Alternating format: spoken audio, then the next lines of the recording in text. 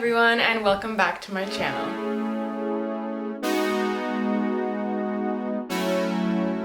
As I'm sure you guys know, most people have transitioned to a work from home lifestyle during these crazy coronavirus times. For me, this didn't really affect my work life that much because I already was freelancing before this, so I kind of worked from home or out of a coffee shop whenever I wanted to and didn't really have a set schedule. But I did somehow manage to get a full-time job amidst all this craziness just a few weeks ago, and it's definitely changed my perspective on the work from home lifestyle a little bit because now I am kind of set to a schedule. I do have to work full-time hours, so I can't just pick and choose whenever I want to work, and I have more serious deadlines and goals. So it's definitely changed my outlook a little bit, and I've learned a few things that I thought I would share with you guys today. So these tips will touch on a couple of different things, ranging from productivity, your environment, and even your mental health when you're working from home, and how to keep all of those at an all-time high. So if you guys want to hear what I've learned so far in about 2.5 weeks of full-time employment of work from home, and also some things I learned from before this situation, then stay tuned and keep watching. But before I get into this video, as always, don't forget to like this video and subscribe to my channel if you want to stay up to date with all of my content. So my first tip is to create a workspace for yourself. I know you've probably heard this in other videos or articles, but it definitely is one of the most important things when starting out because you want to make sure that when you go to work in the morning, you have a nice setup and go somewhere that makes you feel good and inspired to work and not something that puts you in a negative mood. So I have a desk in my room which I'm using as my workspace, and I'll insert a clip of it here. So it definitely breaks up my room between, where I sleep and where I do work, and it makes me feel more productive once I actually get to sit here. So first and foremost, make sure that your space is clean and comfortable. So when you go to your office in your morning, you don't want to see a huge mess of paperwork or random things on your desk that kind of fogs up your mind and sets a bad tone for that day because you're already frustrated with stuff that you have to do. So I make sure that after every day of working, I tidy up my space a little bit so that when I come back to it the next day, it looks presentable and it will give me kind of an open mind for the day and make me want to do work there. Another big thing that I realized is that you can't make your work from home office the place where you usually relax. So when I first started out the full-time job, I was trying out different spots around the house because I was like, I don't want to be at my desk for the whole day. But every time I found myself sitting downstairs at the couch in front of the TV, I felt a lot less motivated to do any work because normally when I'm there, obviously I'm thinking about relaxing or just watching TV or eating, so they're not really things that you associate with being productive necessarily. And for that reason, I feel like, at least for myself, my brain wasn't able to be as productive as it could have been, and I decided not to work there anymore and just to set a specific space in my house that can kind of separate from all of my usual activities within my house. So my second tip is to take breaks. This is something that I kind of learned the hard way the first few days of my full-time job.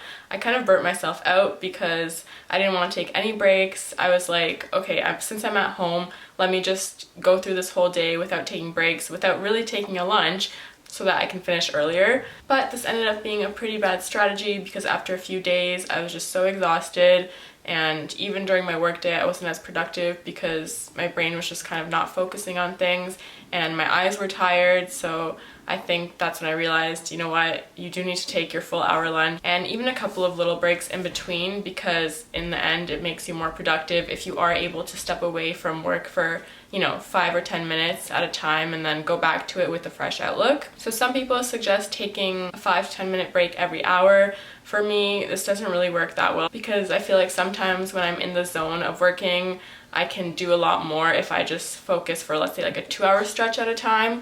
But then I definitely do try to take a break after I've done whatever chunk of work I wanted to accomplish for that time period. So some things that I suggest for taking a break are walks. Those are great, especially now that spring is coming. It's such a nice time to go out for walks any time of the day, really. And even if they're just short walks, it just gets some fresh air and oxygen into your brain, and I feel like it kind of wakes you up a little bit if you're starting to feel tired, in the afternoon. I've even gone on a few drives because obviously you can't really go anywhere right now, but even just getting in the car and driving around takes your mind off of whatever you were doing before and resets you a little bit. Or if you don't feel like going for a walk or a drive or leaving your house even, you can just go down to your kitchen and make yourself a cup of tea, a latte, a coffee, anything to, you know, break up the workflow and just get yourself a little snack. I also found that when I make myself a drink during the workday, it's kind of like going to a coffee shop, because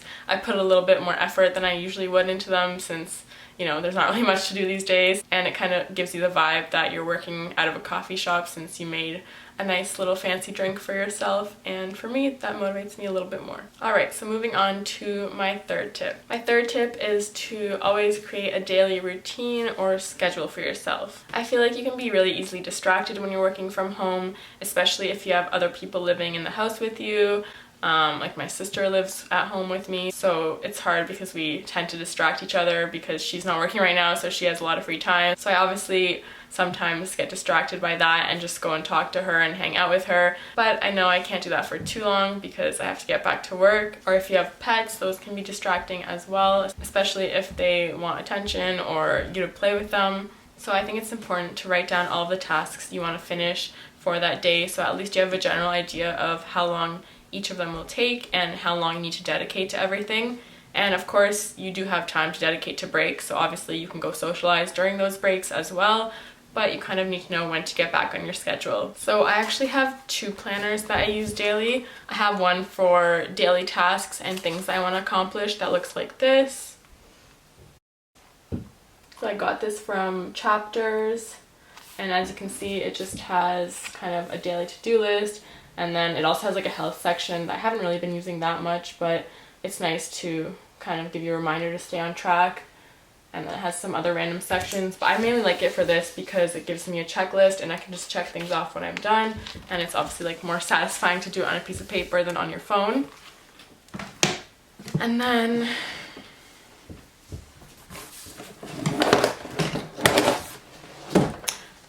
I have my yearly planner, which I use for more like monthly planning and weekly planning, so I know what I have to do. So I'll show you guys an example.